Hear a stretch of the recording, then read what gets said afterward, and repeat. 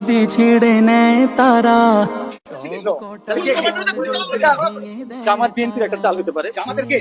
এটা তো আমি জানি না, অ্যাকচুয়ালি আমি জানি না। হাদি হাদি, এই যে আপনারা যে হাদি হাদি করছেন, বাংলাদেশের মানুষ হাদি করতেছে, হাদি তো অ্যাকচুয়ালি এটা জামাতের প্রোডাক্ট, ও তো এটা জঙ্গি। সাইদি সাহেবকে লক্ষ লক্ষ মানুষ ভালো শুধু বাসে না, তার জন্য জীবন দিতে প্রস্তুত। সেই সাইদি সাহেবের রায়ের যে প্রতিক্রিয়া হয়েছে, বেগম জিয়া তার পক্ষে দাঁড়িয়েছেন। এই জন্য বেগম জিয়া কি জামাত হইতে হয়েছে, আমাকে জামাত হইতে হবে, এই ফ্রেমিং কি আমরা চ্যালেঞ্জ করে দাঁড়িয়েছি। আমরা সব ফ্রেমিং মানিও না, সবকে পাত্তাও দিই। তো যদি সাইদি সাহেবের পক্ষে কথা বলতে গিয়ে আমার জামাত হইতে হয়, যদি বেগম জিয়ার পক্ষে কথা বলতে বলতে আমার বিএনপি হইতে হয়, সো হট হয়েছি তো তোর কি। আমার এই ট্যাগ না দিলেই হয়েছে, এইটা না বললেই হয়েছে যে আমি ভারতের সেবাদাস। এছাড়া আমার বিএনপি বলো, জামাত বলো, যা ইচ্ছা তাই বলো, আমি বাংলাদেশের দালাল।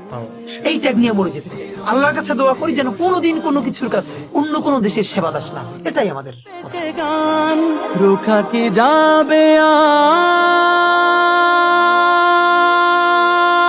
বসন্ত কি আর রুখে দেয়া যায়, কোন পাষাণ সীমারের দম্ভ বলে।